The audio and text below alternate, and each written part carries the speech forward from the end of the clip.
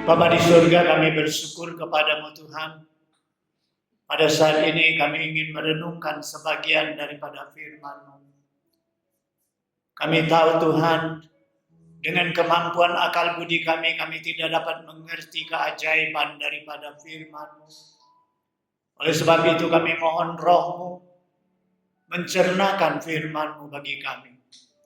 Sehingga apa yang kami dengar dari firman-Mu, kami boleh melakukan di dalam kehidupan kami. Terima kasih Tuhan, kami serahkan waktu ini di dalam tangan-Mu. Dalam Yesus Kristus kami berdoa. Amin. Jemaat yang saya kasihi di dalam Yesus Kristus, Shalom. Firman Tuhan yang akan kita baca pada hari ini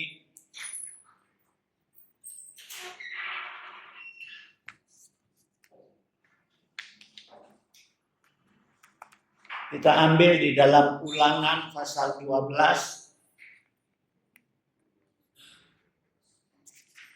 Kitab Ulangan pasal 12 ayat ke-28.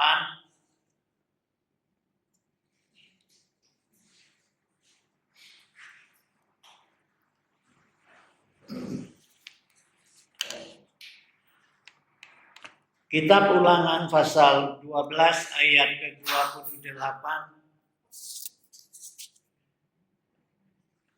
Sesudah itu kita akan baca di dalam Roma pasal 12 ayat ke-17. Bila sudah mendapatkan, mari kita baca bersama-sama Ulangan pasal 12 ayat 28. Kita mulai. Dengarkanlah baik-baik segala yang kuperintahkan kepadamu, supaya baik keadaanmu dan keadaan anak-anakmu yang kemudian untuk selama-lamanya, apabila engkau melakukan apa yang baik dan benar di mata Tuhan Allahmu. Roma pasal 12 ayat ke-17.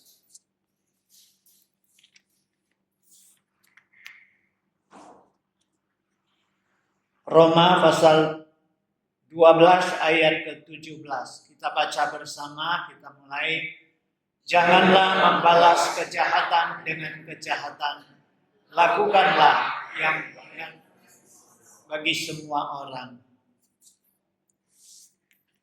Jemaat yang saya kasihi di dalam Yesus Kristus, hari ini saya tidak membawa firman Tuhan sesuai dengan almanak GMI,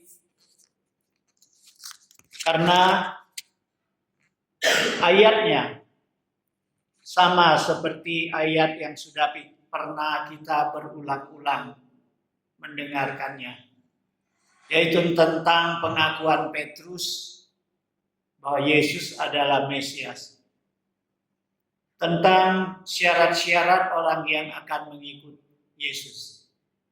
Nah, hari ini saya sengaja membawa satu tema, yaitu aktif lakukan kebaikan. Saudara sekalian, kalau kita baca di dalam kedua pembacaan kita tadi, kita perhatikan di dalamnya ada satu perkataan yang sama, lakukan kebaikan. Nah, saudara sekalian, di dalam Ulangan tadi mengatakan bahwa lakukanlah kebaikan. Dan itu bukan sekedar anjuran atau himbauan. Kalau anjuran dan himbauan, boleh saja kita tidak lakukan. Karena itu tidak punya sanksi. Itu hanya menganjurkan, menghimbau. Tetapi ini beda. Firman Tuhan hari ini menyatakan kepada kita, lakukan kebaikan itu adalah perintah. Nah, saudara sekalian, kalau perintah, namanya perintah, harus dilakukan. Kalau tidak lakukan, maka perintah itu akan mengandung risiko. Nah, kita baca apa risikonya. Di dalam Ulangan tadi pasal 12, ayat ke-28. Dan kita lihat apakah faedahnya kalau kita melakukan perintah itu. Dengarkanlah baik-baik segala yang kuperintahkan kepadamu. Kalau kita lakukan, maka akan baik keadaanmu dan keadaan anak-anakmu untuk selama-lamanya. Saudara sekalian, apa yang baik apabila kita lakukan apa yang baik dan benar di mata Tuhan, maka keadaan kita, keadaan anak-anak kita di kemudian hari sampai selama-lamanya akan baik. Nah, saudara sekalian, setiap orang pasti suka dengan kebaikan, apalagi diperlakukan baik. Tidak ada orang suka dengan kejahatan atau diperlakukan secara jahat. Nah, saudara sekalian, itu adalah sifat manusia. Namun sejak nenek moyang kita Adam dan Hawa melakukan dosa, maka dosa itu mulai merusak hati manusia. Sehingga hati manusia condong kepada kejahatan.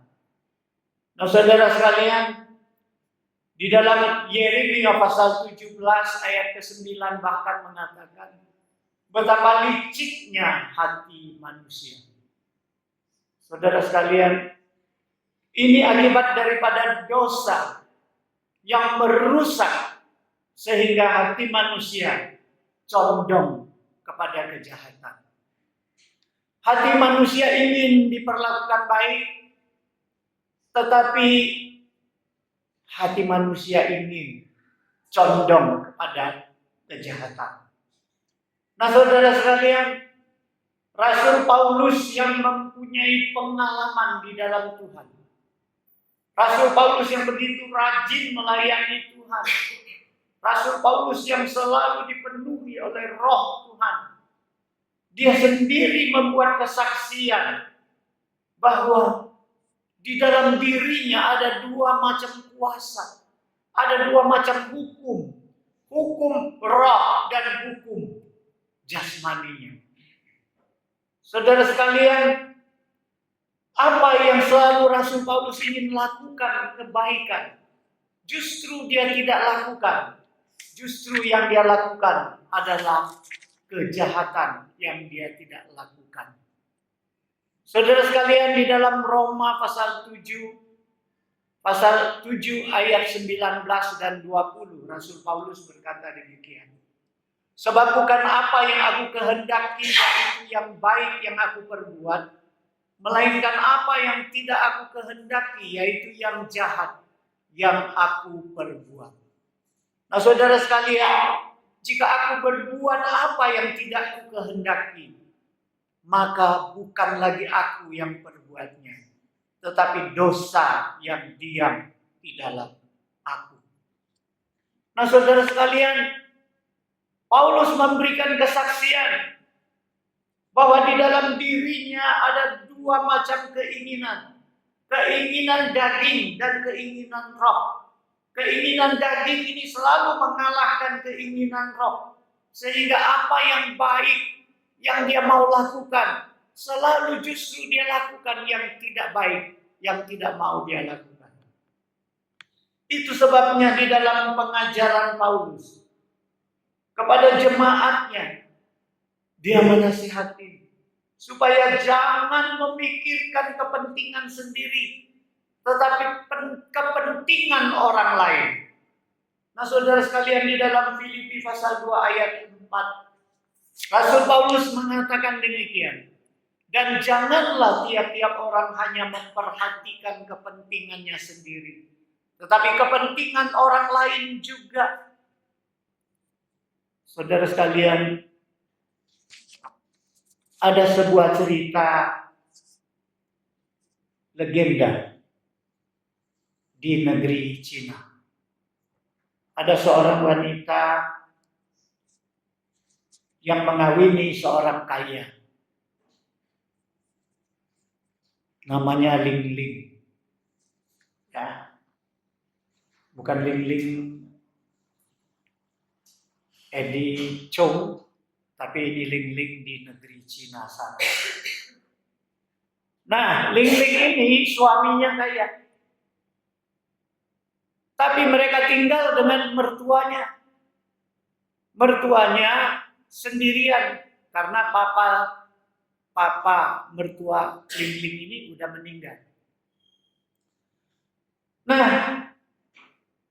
suami Ling-Ling ini walaupun kaya, dia tidak mau tinggalkan orang tuanya.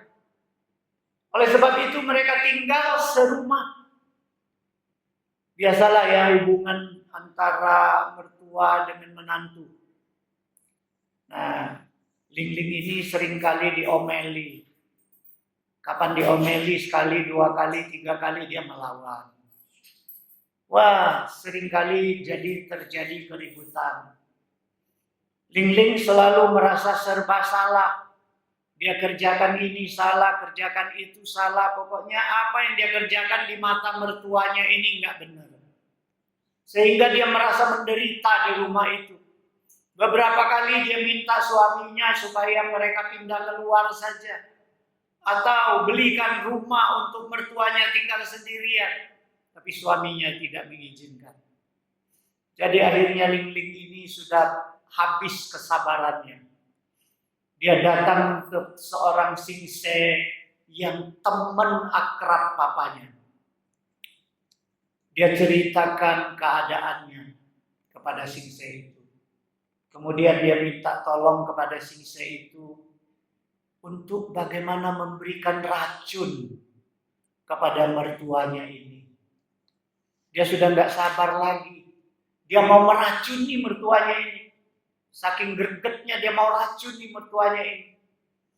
Nah, singse ini karena teman akrab papa Ling-Ling, dia berpikir lama, dia merenung. Akhirnya dia sanggupi, tetapi dengan persyaratan. Dia katakan kepada Ling-Ling, racun ini berjalan 1 tahun. Ya. Ada persyaratan yang harus kau lakukan. Racun ini harus dimasukkan ke makanan yang enak. Supaya tidak terasa bau racun itu. Jadi setiap hari kau harus masakan yang enak dan masukkan racun ini. Nah, dan jangan sekali-kali dalam setahun ini kau ribut dengan mertuamu. Nanti kalau kau ribut setiap hari, nanti mertuamu mati, setahun kemudian kamu dituduh meracuni mertua kamu. Jadi apapun ocehan mertuamu jangan kau ladeni. Jangan kau bantah, jangan kau ribut, pokoknya tahan sabar. 1 tahun. Kerja racun ini baru akan dinyatakan. Nah, jadi Ling-Ling mulai melaksanakan tugasnya. Setiap hari dia masak masakan yang enak untuk mertuanya. Nah, kalau mertuanya ngoceh, dia diam. Dia tidak pernah melawan, tidak pernah ribut. Tadinya rumah ini sering sekali gaduh, sekarang jadi sunyi, tidak lagi ada keributan. Nah, dari hari ke hari, bulan ke bulan, Ling-Ling ini melihat mertuanya punya perubahan yang besar.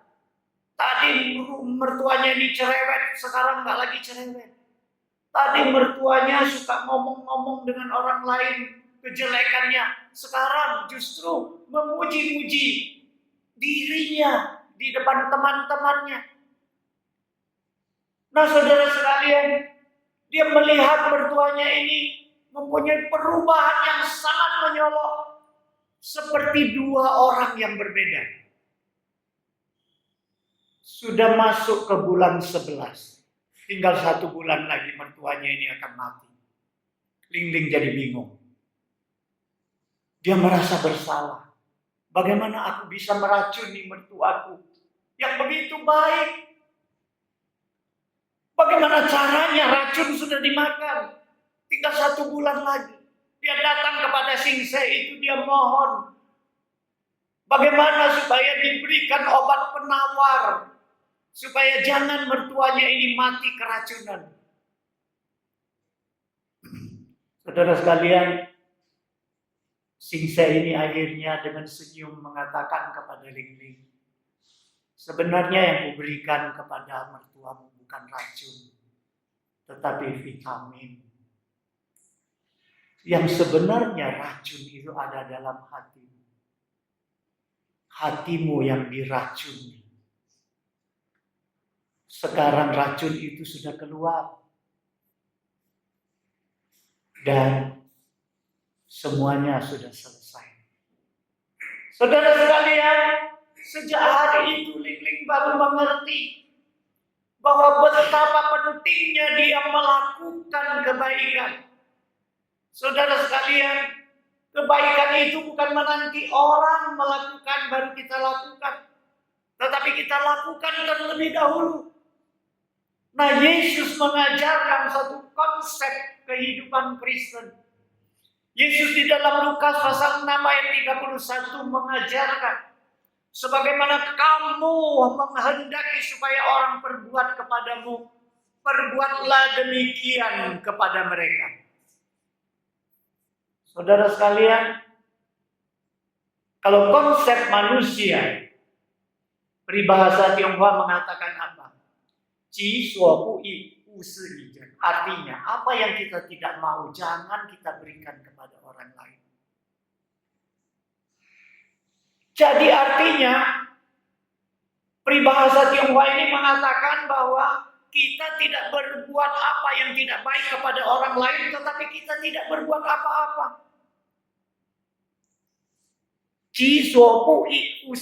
Apa yang aku nggak mau, jangan aku berikan kepada orang lain. Ya, berarti aku jangan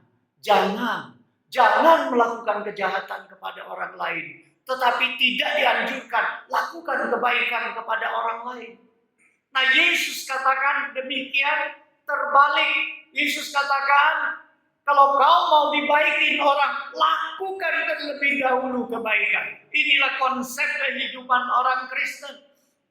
Aktif melakukan kebaikan, bukan pasif. Bukan menanti. Ya, kalau aku dibaiki, baru aku baik. Kalau aku dijahati, aku jahat. Berarti kita tunggu orang lakukan dulu, baru kita lakukan. Betapa sering kali kita seperti itu. Nah, Ling Ling melakukan kebaikan terlebih dahulu. Dia lakukan kebaikan terlebih dahulu. Dia buat makanan yang enak kepada mertuanya. Dia tidak lagi ribut dengan mertuanya. Dia turutin apa yang dikatakan oleh mertuanya, nasihat mertuanya, sehingga dia merasakan respon yang baik dari mertuanya. Nah, saudara sekalian, pada satu penerbangan di Eropa, di atas pesawat ini, seorang perempuan kulit putih yang cantik, dia duduk, ternyata di sebelahnya duduk seorang perempuan kulit hitam. Kita tahu kulit putih gak suka dengan kulit hitam dulu ya. Dia gak suka duduk dengan orang yang berkulit hitam di sebelahnya. Dia panggil pramugari. Dia minta supaya tempat duduknya diganti. Cariin tempat duduk yang lain. Pramugari ini sudah memberikan keterangan, penjelasan bahwa ini sudah diatur, nggak bisa lagi dirubah. Tetapi dia ngotot, dia berdebat terus, dia ngotot terus. Jadi akhirnya pramugari ini pergi ke kapten pilot. Kemudian atas perintah kapten pilot dia mencari di kelas bisnis. Kita tahu kelas bisnis itu kelas mahal ya. Tempat duduknya luas, nyaman. Ternyata di kelas bisnis masih sisa satu tempat yang kosong. Akhirnya dia ceritakan keadaan wanita kulit putih tadi. Sudah diputuskan, dia datang kepada wanita kulit putih itu, dia berkata kepadanya, "Ibu, Saya udah minta izin dengan pemimpin pesawat ini. Ternyata di kelas bisnis masih ada satu tempat yang kosong. Jadi kami putuskan tempat itu diduduki, tapi bukan ibu, tapi ibu yang di sebelah, yang berkulit hitam itu. Saudara sekalian, pada saat itu orang-orang pesawat semua berdiri, mereka tepuk tangan. Ternyata kelakuan wanita kulit putih ini sudah menjemukan seluruh penumpang di pesawat itu. Mereka jijik melihat kelakuannya, tidak sopan, tidak menghargai orang.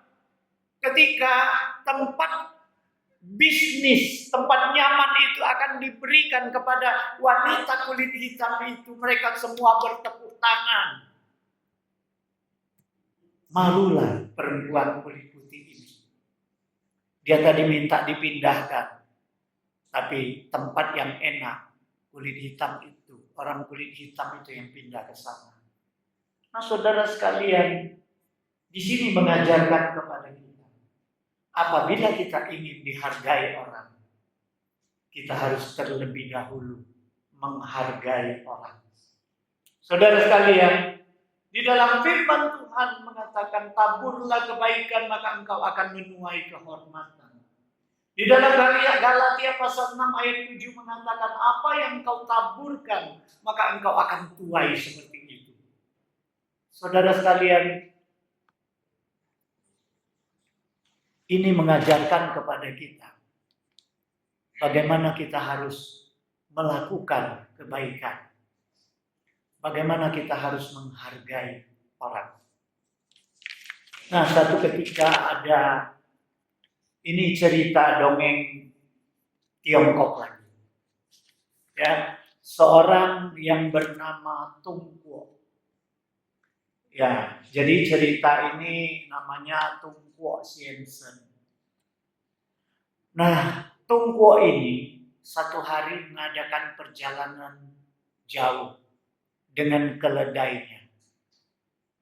Saudara sekalian, dia menuntun keledainya dan di atas keledainya ada satu box kotak dan terisi buku-buku dan baju-bajunya. Ternyata dia mau mengadakan perjalanan yang jauh. Nah, di tengah perjalanan tiba-tiba dia kehilangan arah. Jadi dia berhenti di sana, dia cari kemana arah yang benar. Saat dia sedang mencari, tiba-tiba seekor serigala lari ke arah dia. Dia berjaga. Mau apa serigala ini? Ternyata serigala ini memohon kepada dia. Mohon pertolongan. Katanya dia dikejar oleh pemburu. Orang yang berburu sedang mengejar dia. Dia minta tolong selamatkan nyawanya. Dasar Tung Quo Sien Sen ini orang baik hati. Jadi dia pikir bagaimana menyelamatkan serigala ini. Bagaimana menyembunyikan dia. Jadi dia turunkan boxnya itu. Dia keluarkan buku-bukunya, baju-bajunya. Dia susun di pinggir jalan, kemudian dia mau masukkan serigala itu. Ternyata kaki serigala itu kepanjangan. Harus ditekuk. Ketika kakinya ditekuk, baru bisa masuk ke box itu. Box itu dilipat dan diikat. Kemudian Tung Quo Sien Sen ini dengan sekuat tenaga mengangkat box itu ke atas punggung keledai. Baru selesai dia lakukan itu, datanglah pemburu-pemburu mengejar serigala itu tiba. Menanyakan kepada Tung Quo Sien Sen ini, ada enggak lihat seekor serigala yang lewat di sini? Nah, Tung Quo Sien Sen ini terpaksa berbohong. Dia berkata dia enggak kelihatan. Karena dia lagi bingung cari arah, dia juga tersesat. Nah, saudara sekalian, pemburu itu lewat. Selamatlah serigala ini. Kemudian dikeluarkanlah serigala ini dari box itu. Saudara sekalian, apa yang dilakukan serigala? Serigala mengatakan kepada Tung Quo Sien Sen, Bapak Kepalang sudah menolong saya. Saya lagi lapar sekarang, berilah saya makan. Kalau enggak ada makanan, biarlah saya makan Bapak. Saudara sekalian, ini cerita dongeng ya. Tungku Siensen kaget dia. Dia mundur 2 langkah. Dia katakan, kamu sudah saya selamatkan nyawamu. Sekarang kamu mau makan aku. Oke lah. Sekarang kita tanya kepada 2 makhluk. Ya, kalau 2 makhluk ini menyatakan bahwa engkau pantas makan aku, maka kau boleh makan aku. Karena dalam hati Tungku nggak adalah orang yang makhluk yang menyetujui perbuatan serigala ini. Ternyata serigala ini menyetujuinya. Mereka sepakat. Jadi mereka lanjutkan perjalanan. Ketemulah seekor sapi tua. Sapi ini sudah tua sekali. Kemudian ditanyalah oleh Tungku ini. Diceritakanlah keadaannya tadi. Kemudian minta pendapat. Apakah serigala ini pantas makan dirinya? Sapi tua ini mengatakan apa? Saya waktu muda susu saya diperas untuk manusia. Tenaga saya diperas untuk mengerjakan pekerjaan berat. Garap tanah dan sebagainya. Setelah saya tua, saya dipotong, daging saya dimakan. Jadi pantas serigala kau makan Tungku ini. Aduh, hati Tungku ini jadi tambah gelisah. Jalan lagi, karena mau tanya beberapa orang kan. Jalan lagi. Ketemulah seorang kakek tua. Saudara sekalian, kakek tua ini mendengar cerita Tungku ini. Kakek ini berpikir-pikir, kemudian dia mengerutkan alisnya. Dia berkata, aku sebenarnya tidak habis pikir ya. Bagaimana kau serigala segede ini bisa masuk ke kotak sekecil ini? Saya nggak bisa mengerti.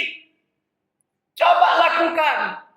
Kalau memang kau bisa masuk ke sini, nah kau boleh makan Tungku ini. Jadi serigala tenang kan? Memang dia masuk ke situ tadi. Jadi dia pikir, nah sekali ini dia pasti berhasil makan Tungku Siensen ini. Ayo masukkan saya. Dia berkata kepada Tungku. Jadi seperti tadilah kaki serigala ini ditekuk, dimasukkan ke kotak itu, ditutup, diikat. Tungku ini baru mau angkat ke atas punggung keledai, kakek itu mengatakan jangan-jangan. Aku yang beresin. Dengan tongkatnya dia pukul. Dia pukul kotak itu. Akhirnya serigala mati di dalam kotak itu. Selamatlah Tungku ini. Nah saudara sekalian, ini adalah cerita dongeng. Cerita dongeng selalu mempunyai nilai pengajaran. Saudara sekalian, apa yang dapat kita petik daripada dongeng rakyat ini? Ada beberapa bagian.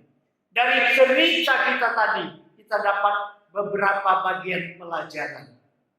Jangan jemu-jemu berbuat baik dan menolong orang yang sangat membutuhkan pertolongan. Karena di dalam Galatia pasal 6 ayat 10 Paulus berkata, berbuatlah baik, berbuat baiklah kepada semua orang, terutama kepada saudara-saudara seiman. Berbuat baiklah. Jangan jemu-jemu berbuat baik. Yang kedua, menolong orang memang perbuatan terpuji, namun harus bijaksana dan waspada. Itulah sebabnya Yesus katakan, aku mengutus kamu pergi. Seperti domba masuk ke kelompok serigala. Oleh sebab itu, hendaklah kamu cerdik seperti ular, tulus seperti merpati.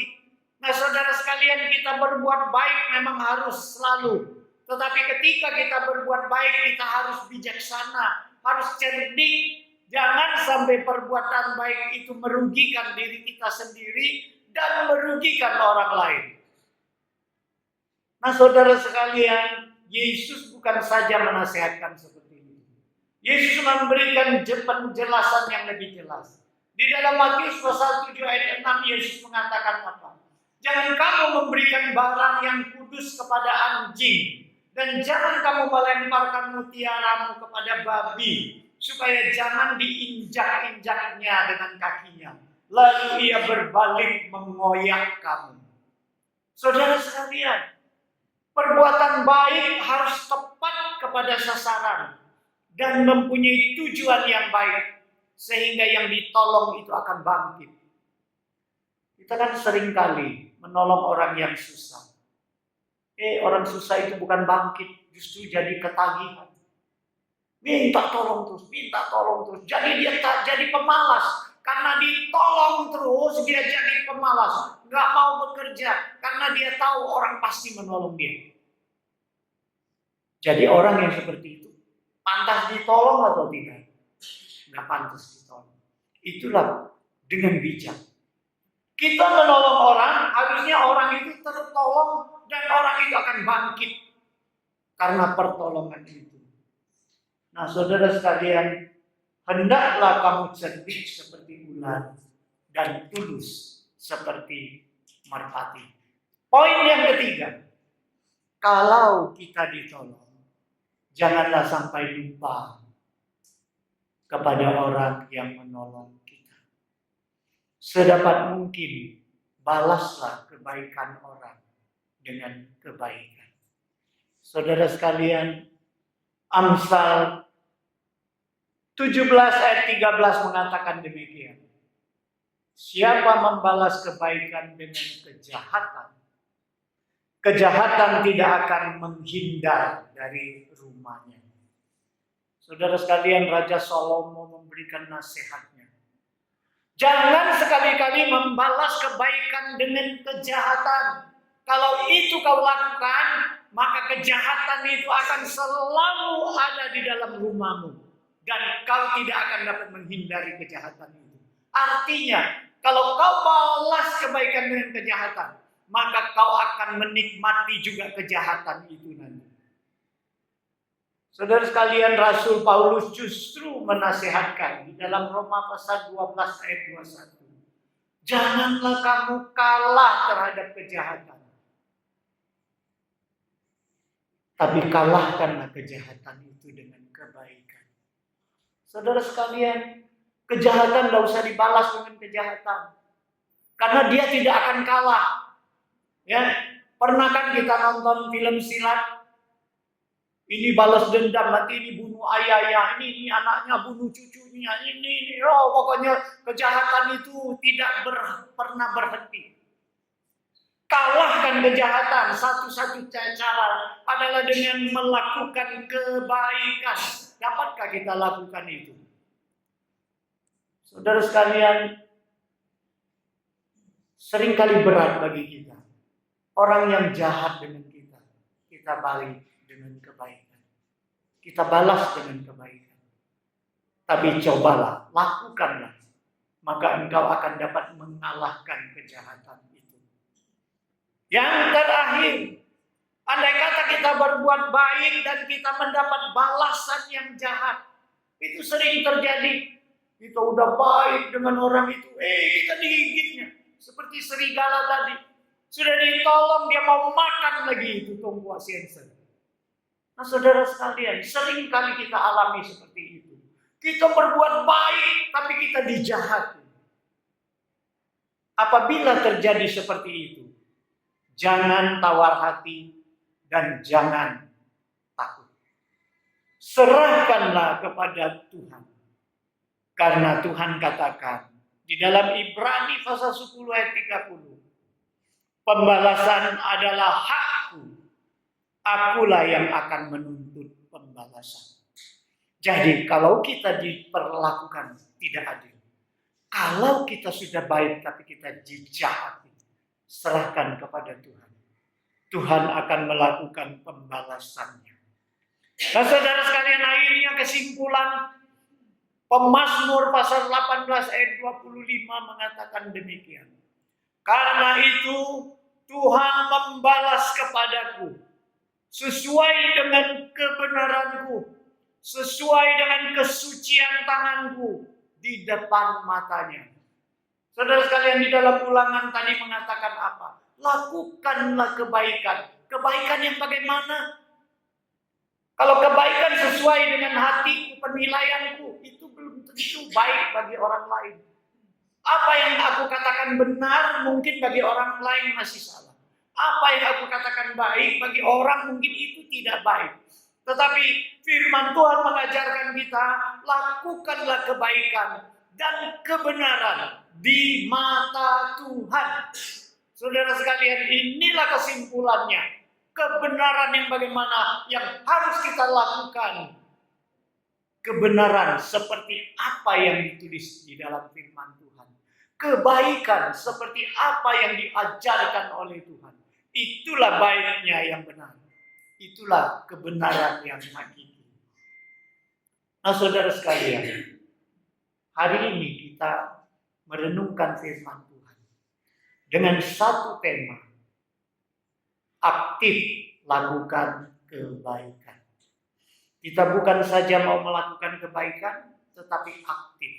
Aktif artinya selalu berinisiatif melakukan kebaikan. Jadi kalau kita mau lakukan, orang-orang yang ada di sekitar kita setiap hari, ada yang bisa kita lakukan. Apakah kita mau?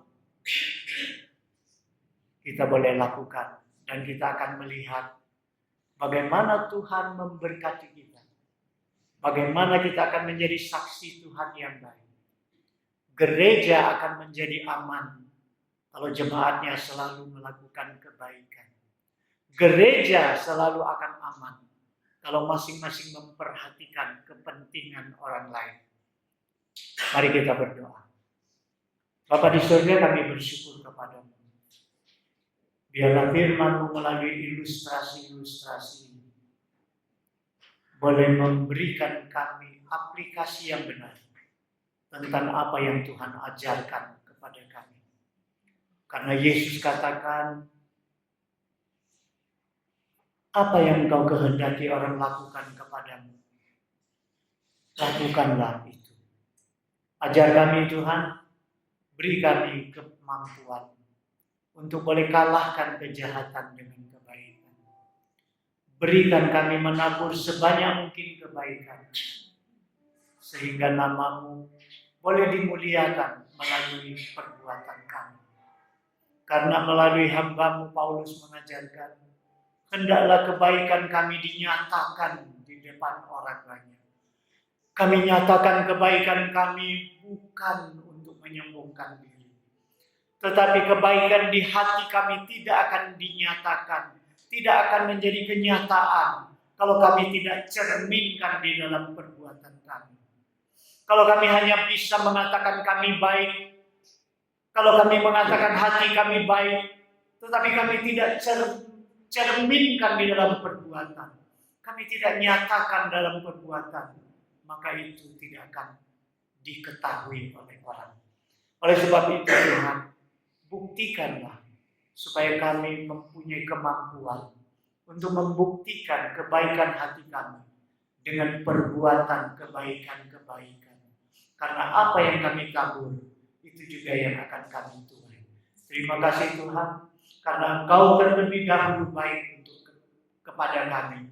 Oleh sebab itu kami ingin melakukan kebaikan sebanyak mungkin.